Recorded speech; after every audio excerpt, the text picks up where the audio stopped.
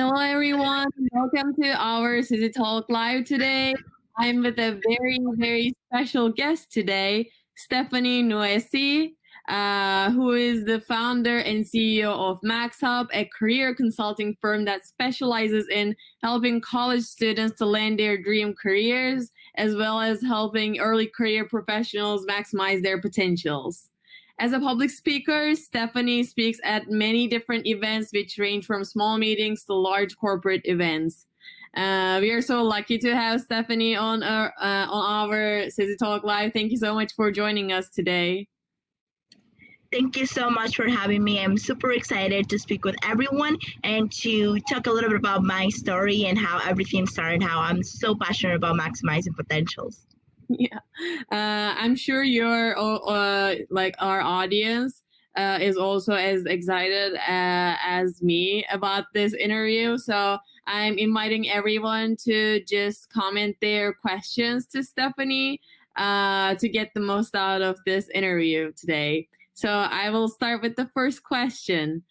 Stephanie, why did you start MaxHub, and what was the biggest challenge you faced while starting this? Yeah, absolutely. So the main reason why I started MaxUp was because I came to the US 5 years ago. So when I came to the US, I already did high school in my country. So it was a huge change for me to go to the education system in DR, Dominican Republic versus here. So coming in here, I was 16 years old. I did not speak English. So for me, it was a very challenging situation, not just adjusting to the new culture, but also learning English.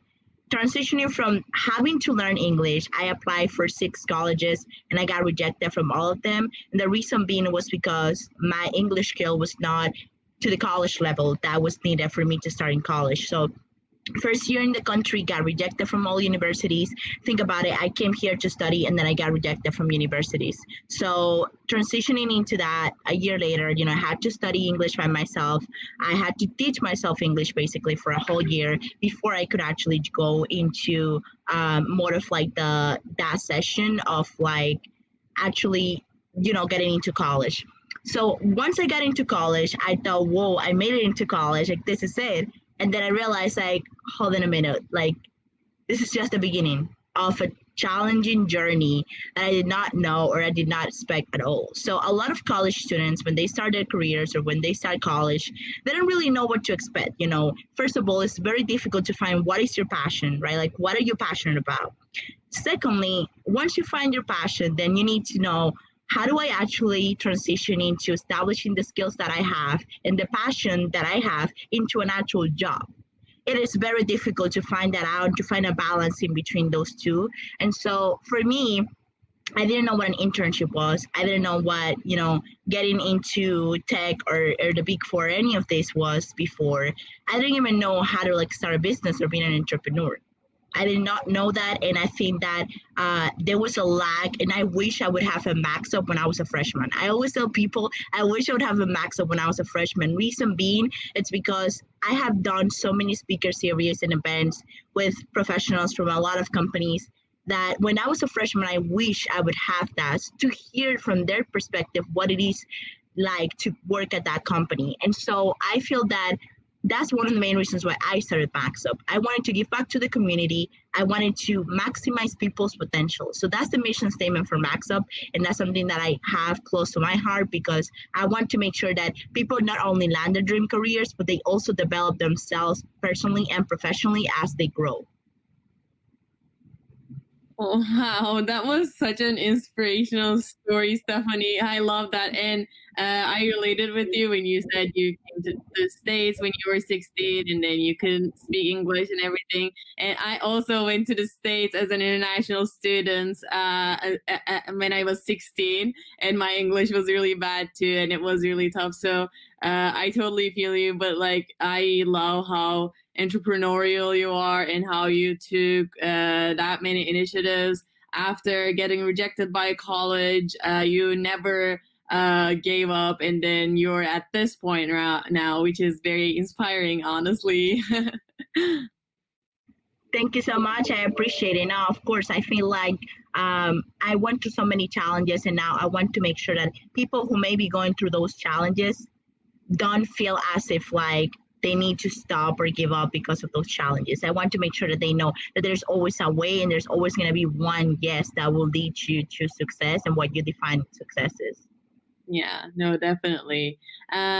With this, I'm moving on to our second question. What do you think it takes to be an entrepreneur, Stephanie?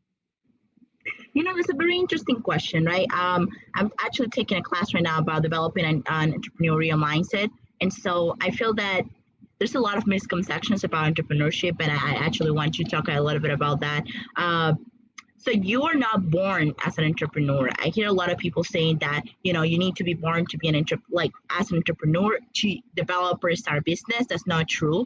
I think that developing an entrepreneurial mindset, it's something that you develop as you go. And there are a couple of things that are characteristics of being an entrepreneur, and I'm going to tell you a couple of them. So the first one is resilience. An entrepreneur is someone who is resilient, which means that it's a person that doesn't matter how many mistakes he makes or she makes, doesn't matter how many failures faces in the overall process of building the business, still stands up, still continues, and still going with that business, right? And I can tell you, when I started Maxup, I had a lot of failures. It's like the testing process, right? You test a lot of things, what works, what didn't work, and then you see, well, now I'm learning from this, and I continue going instead of giving up. It's actually statistic based, and it's fact. A lot of business fail not because of the failure itself, but because the owners just give up on the process. So if they encounter a big failure or something that really affects their business and what they're doing, they stop doing it. That's the main reason why a lot of businesses and a lot of entrepreneurs stop their journey, right? So being resilient is very important. The second one is accountability. So when you have a business and when you build a business and you're an entrepreneur, you need to be accountable for things that you think you're not have to be accountable for. And what I mean, it's like you need to be accountable for your team, right? So you're building a team, you need to build your team, right? A lot of people need to develop skills, and you're building a team that needs work as well. So whenever you think of being an entrepreneur, it's not just having employees, it's not just having people who work with you or work for you. It's how do you develop your team so that they can take your business to the next level. So as you develop your employees and your team, they will develop your business as well. The next thing is having accountability for your own things. So what that means is that you need to be accountable for your ads and the consequences that brings to your business. So whatever you do personally will of course affect whatever you have with your business, and you need to be accountable for that. And then you need to show up and show off. What that means is that whenever you go, anywhere you go, you need to show your brand. You need to make sure that you show everywhere where you are. And what I mean by that is, for example, everywhere I go, Maxup is with me. Everywhere I show up, Maxup is with me. People recognize me, Maxup, instantly. They see my face, they see Maxup. It's like right there. It's like there's this balance there. And so something that I've seen, right, a lot of entrepreneurs and businesses, the reason why they don't continue succeeding, it's because they're afraid to speak up about their businesses. They're afraid because they think that people will judge them because of they're doing whatever they're doing. What they don't know, though, is that, listen, you started something that you thought you would have the enough strengths and you had the skills to do something different. So whether it be an idea, whether it be something different, a service, it will work. You just have to do it because you have something that other people didn't have because you started a business, right? And the next thing, think about the CEO of Amazon, the founder of Amazon. Where did it all started? In a garage. And Amazon is a multinational company, right? So we need to think about it that way. And then lastly, to close up with what it takes to be an entrepreneur. Another thing is confident. That's the last thing I'm gonna wrap it up there. It's confident. Being confident on yourself, but also trusting your team. I feel like there's this little gap that disconnects entrepreneurs and business owners with their teams. If you don't build that confidence and that trust with your team, it's going to be very hard for you to develop a sustainable business. So whenever you think about a business that wants to grow, a startup or a business that it's already established, if their employees do not feel committed and accountable to the business, and then also don't feel as if their boss or the CEO of the company don't trust them enough to create ideas, to be innovative, and to pretty much just come with ideas to make the business even better, then there's going to be a disconnect. And that's where a lot of business fails. Wow, that was a really, really good answer. Like you talked about every single one of them, and like that was very insightful, Stephanie. And hearing all of these advice from you, a great entrepreneur, was very nice. Also, by the way, our audience should like do if you guys want to ask any questions to Stephanie about her journey, feel free to do so. I'm actually gonna ask another question, another follow-up question after what you just said. You said that entrepreneurs give up after failures sometimes, because at the beginning they may fail a lot of times. So, what do you think is your motivation to just not give up and just keep on trying and trying after, like, however many failures you had? Yeah, absolutely. So before I answer that question to anyone who is watching the live right now, if you have any questions for me, I have all the willingness to answer your questions today. So just put it in the comments. More than happy to do so. But to answer your question, so I feel one of the things is that with motivation, and I actually like to flip it a little bit, call it inspiration. So it's to sit down and think about why did you started that business? Why did you started that project in the first place? What is the reason behind? Is it to help your family? Is it to, or was that, you wanted to change the world? You wanted to create an impact. You wanted to change society. Like, what was the reason why you started it? And then think about what is stopping you from continuing with that inspiration to do it on a daily basis. Being inspired to do it comes alongside with how do you get fulfilled by doing it. And I can tell you about my own inspiration with MaxUp. Every day I wake up and receiving a message from someone saying, Stephanie, your post motivated me. Stephanie, you made my day. Stephanie, you changed my life. That for me, it's the best reward I could ever gotten by being an entrepreneur and having MaxUp with me. And so that for me, it's inspiration. And I can fail 1,000 times and I will still stand up because I know I have 3,000 people out there who believe in me even when I didn't believe in myself. So you need to think about who are your clients, right? Who are your clients or your customers? Who is the people that support you? So rely a lot on your support system. If you feel unmotivated, feel like you want to give up because you fail, talk to your support system. Talk to your friends, family, people who know about the company, people who know about the project that you're doing. Talk to them about what went wrong, and maybe they have the answer as to what you can do to continue working on that failed that maybe you didn't look at. Right? So we need to think about how do we shift that mindset from failing and giving up into failing, learning, reflecting, analyzing, and then continuing with that path. I think a lot of things that happen as well is that you fail one time, you don't stop to think what went wrong so that you can improve it, and then you continue with working with something else and you fail at it again, right? And then you continue with that whole circle because it now becomes a circle where you keep failing, but you don't stop to look at what didn't work and what can you improve so that the next thing you do is actually better than what you did before. So looking at those things, it's going to give you enough inspiration for you to even do it. For me personally, I look at different sources of inspiration. I go on LinkedIn and I look at the people that I follow, influencers that had great insights about entrepreneurship, about being your best self, developing your career, landing your dream job. every day I'd spend at least 30 minutes going through LinkedIn and looking at what they posted that day, engaging with that, getting the source of other motivation so that I can continue inspiring myself to do what I love to do every day. I listen to podcasts, I watch YouTube videos, I go outside and run, I walk, I do things that I know will get me that inner motivation to continue doing what I love to do.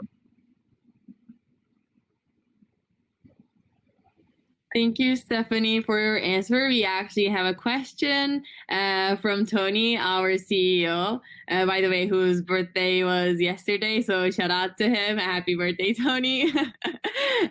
So he says, congrats on an amazing first year starting Max Up. What are some of your biggest plans and goals in year 2? That's an amazing question. So some of the plans and goals that we have for year 2 is to continue maximizing potential. So now on a more bigger scale.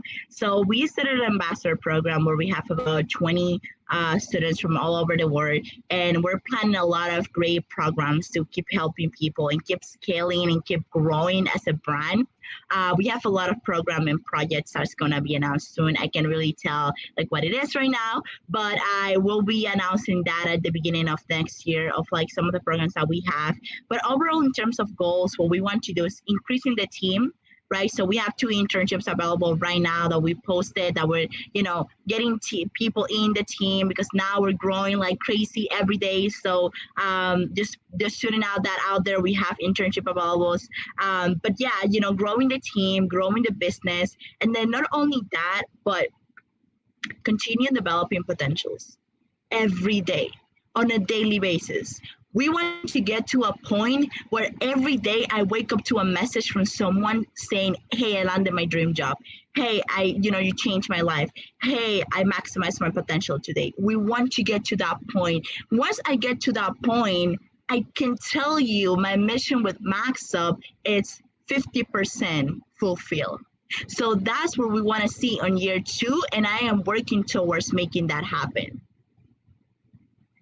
And I have no doubt you will make it happen also, Stephanie. So we have another question from one of the audience members, Matthew. He asks, who is someone who influenced you? Oh, that's a tough one. There's so many people. By the way, shout out to Matthew. He is a Max Up ambassador, so super excited to have him here on the live. So there are a couple people who influenced me, and I'll start with the first one, my parents. My parents influenced me every day to be the best version of myself because they sacrificed so much for me to be where I am. So he and my mom and him influenced me so much that I started Max Up. And I can tell you that their reaction to when I started Max Up was so big because, again, I started Max Up when I was 20 years old. I mean, I'm a college student still, and I think I should have mentioned that. But, it was so much to see their daughter, who's a 20-year-old, already having a business. For them, that was something that they thought I would accomplish when I was 40. And so that for me was something that, and they influenced me every day because their sacrifices of like doing anything and everything to just help me get better opportunities. That's something that influenced me and inspires me to be better. I can tell you that there are a couple of other people that have mentors who, have helped me and influenced me to be where I am today. And, there's so many, I don't want to, leave anyone behind. So, if you're not watching this live, you guys are my mentors and I really appreciate each of you. And then the people who I met before Max Up and the people who I am meeting right now, those are the people that influence me. So like people like Matthew, people like Max Up ambassadors, everyone who one way or another contribute to Max Up to be what it is today, influenced me to be a better person. And so there's so many other people that influenced me, but I wanted to give a shout out to those people that I just mentioned, because thanks to them, I have been able to never give up. I have been able to continue developing myself and continue becoming the best version of myself. We actually have another question for you, Stephanie. So we heard that you got a financial analyst internship position at Cisco. Congratulations on that. Thank you. We were wondering, what tips do you have for others searching for internships? Yeah, absolutely. So just to give a little background of Cisco, they're one of the biggest tech companies out there. I am not a tech major. I do not have a tech background. So, for those of you who are watching this live and maybe wondering that because you are not in the tech track or you don't have a tech background, you can really apply for these companies. Well, I'm an example that you can. It's all about like what approach you take and what exactly do you want to do. So I have a finance and accounting background, so I make sure that I apply the skills that I learned through my past experiences into that business role as Cisco that I will be doing. And not just that, but also if you're a student searching for internship opportunities, learn about the company and be intentional. So basically, who do you want to work for and why? What is the reason why you want to work at that place? And the second thing, develop a strategic plan. So what I mean by strategic plan is I can tell you I have a drive that only includes Google Docs of every single company that I interviewed with before, every single company that I want to interview for. And then I have mission statement, values, projects that the company have worked on. How do I add value to the company? And then why am I a good fit for the company? So whenever I speak to professionals, to recruiters, to anyone at that company, I have my value proposition. So what is your value proposition? This is really interesting. So basically, what do you have to offer to the table? If you have a concrete answer to that question, then they're gonna see, okay, I want to have this person on my team. So how do you do that? Put yourself in the shoes of the interviewer, right? Who would you want to have in your team? Think about all the things that you think you want to see on another person that's going to work with you. Now, think about you're the interviewer, so put yourself in that paper, in that role, and then draft all the different skills that you would like to see on someone else that work for your team, and then go back to you and think about how can you apply that to the skills that you have. And that's how you develop value proposition. You always need to think about how can you help the company be better. So how do you develop that? Confidence. Being confident in yourself and knowing what you have to offer is key. A lot of things that I have discovered after helping so many students, talking to them, is that they don't really believe that they have enough skills, or they don't really believe that they're good enough to work at that company. Well, I'm here to tell you that you are. You need to develop that confidence, and then you need to think about what are some things that you have on your resume that can make you stand out. The next thing, networking. Make sure you network with professionals and recruiters from the different companies on LinkedIn. I think this has been done so many times, but be intentional about networking. One of the tips that you can do, search for alumni from your school who work at the company that you want to work at, and start a relationship, start connecting with them.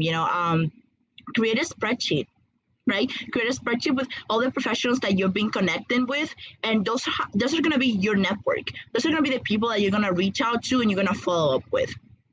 Next one, follow up. There you go. A lot of students, and I've seen this, a lot of students stop following up with people, and this is a mistake. You need to follow up. Reason being, and I'm going to tell you, I have gotten rejections from many companies, including tech companies before. And so one of the things that I learned as I was going through those rejections is that you need to follow up with people.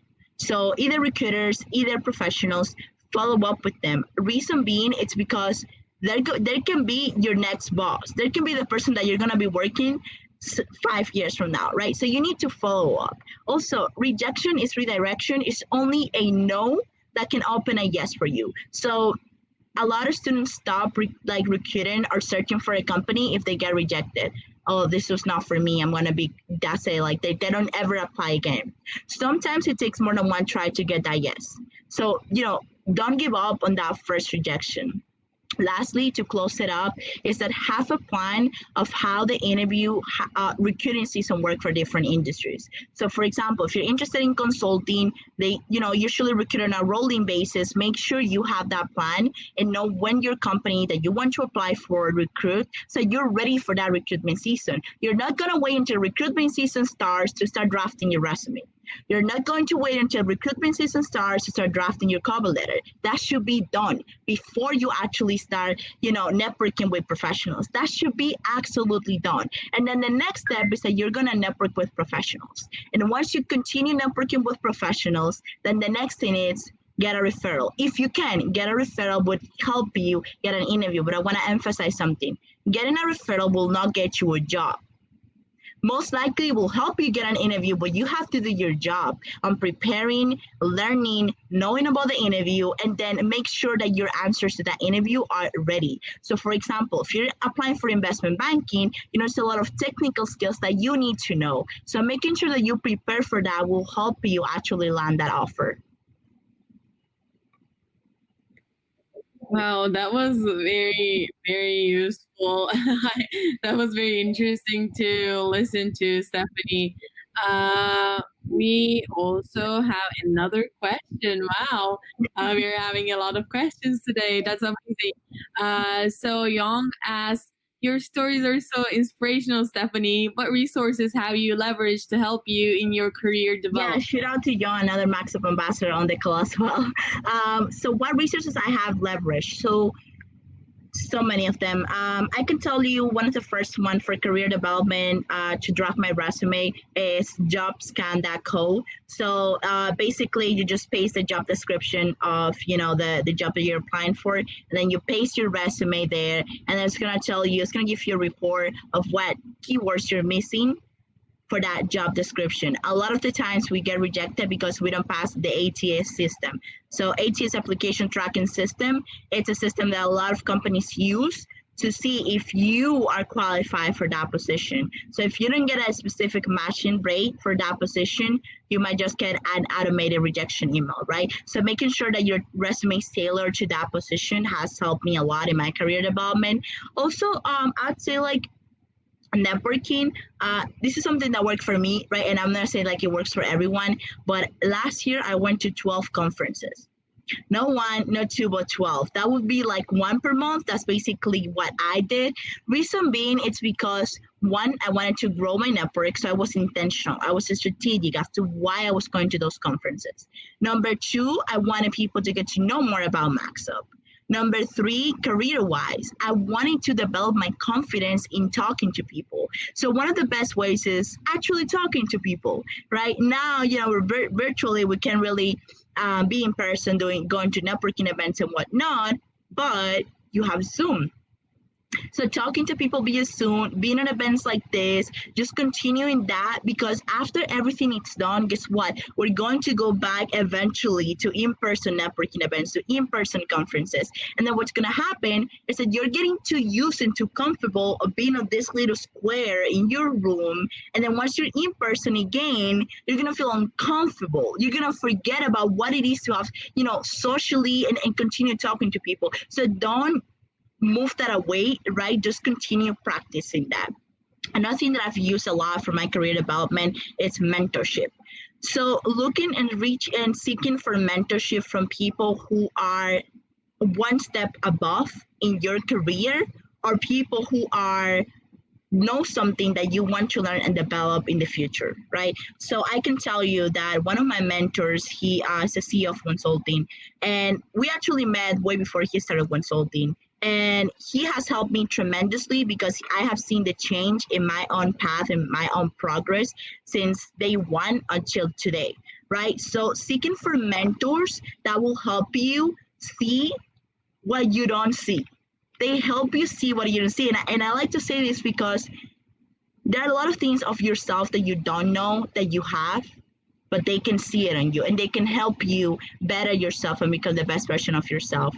And lastly, in my career development, a lot of things that I used were, LinkedIn. So LinkedIn has been huge for me. I think that learning how LinkedIn works was one of the best things that happened to me. And I've been able to build a community on LinkedIn thanks to me being consistent, creating content. I mean, I love writing, and I feel like now I'm being able to put both of my passions together of helping people maximize their potential, job searching and writing together by creating content on LinkedIn has been something that has helped me develop tremendously. When I first started creating content on LinkedIn, my content was very different to what it is today, and you test a lot of things, and you fail and you come back in your food. So those are the things that has helped me in my career development. I feel like eventually, as you get to know yourself, you get to develop those habits of what can actually help you in your career. Some people like podcasts, like me. Some people like reading personal development books,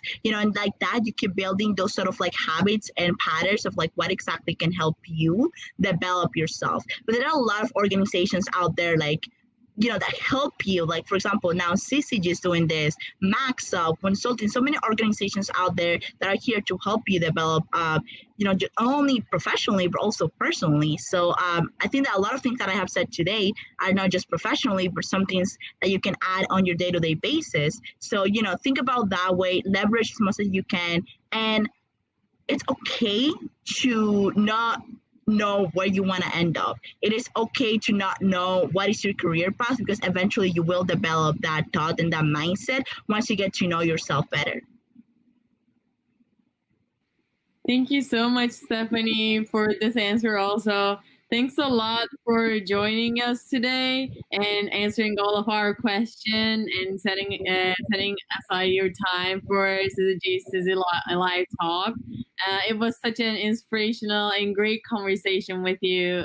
We're so lucky to have had you on Sizzy Talk Live, Stephanie. Thank you. Thank you so much for having me. Bye, everyone. Connect with me on LinkedIn.